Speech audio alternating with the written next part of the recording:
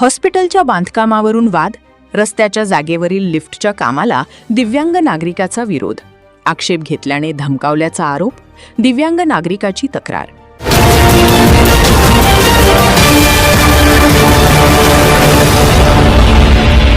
वणी शहर आणि परिसरातील ताज्या घडामोडींसह आपले स्वागत आहे सिटी न्यूज वणीमध्ये.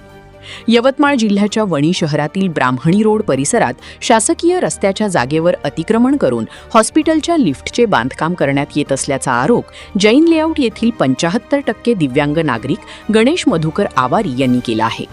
या बांधकामामुळे नागरिकांच्या ये-जा करण्यास अडथळा निर्माण होत असून ड्रेनेजचा मार्गही बंद झाल्याचा दावा त्यांनी केला आहे. तसेच 18 मीटर रस्त्याच्या भागात खोदकाम करण्यात येत असल्याचे त्यांनी तक्रारीत नमूद केले आहे. 15 ऑगस्ट रोजी बांधकामाला आक्षेप घेतला असता कंत्राटदार, कथित सुपरवायझर व कामगारांनी शिवीगाळ व धक्काबुक्की करण्याचा प्रयत्न केल्याचा आरोप आवारी यांनी केला असून याबाबत वणी पोलिसांकडे तक्रार दिली आहे. हॉस्पिटलच्या बांधकामाची परवानगी, मंजूर नकाशा, फायर सेफ्टी, पार्किंग व ड्रेनेज व्यवस्थेसह आवश्यक परवानग्यांची चौकशी करण्यासाठी त्यांनी नगर परिषदेकडे RTI अर्जही दाखल केला आहे.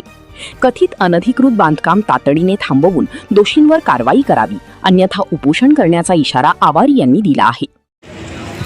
ब्राह्मणी रोड विवेकानंद शाळेचा परिसर 500 मीटरचा 18 मीटरचा रोड आहे.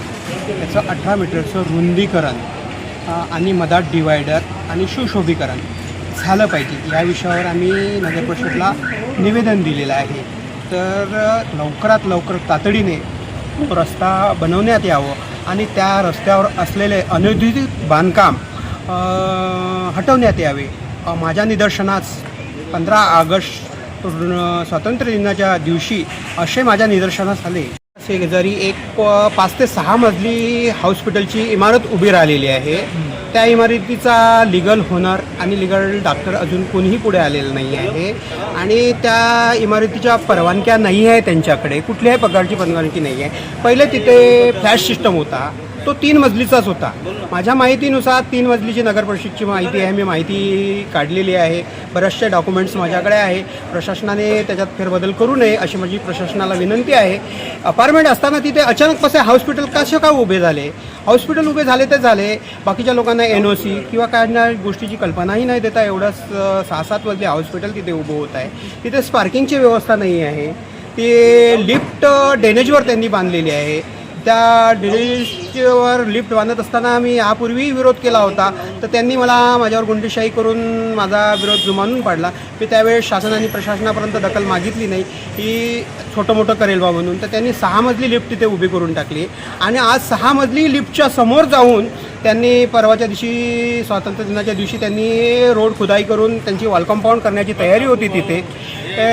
तर ते सिमेंट कॉन्क्रीट घेऊन आले होते, त्यांच्याकडे जाडी होती, पोलही होती. मी त्यांना टोकलं असता त्यांच्या दिवाणजीने आणि त्यांच्या ठेकेदाराने माझ्यासोबत अरेरावी केली.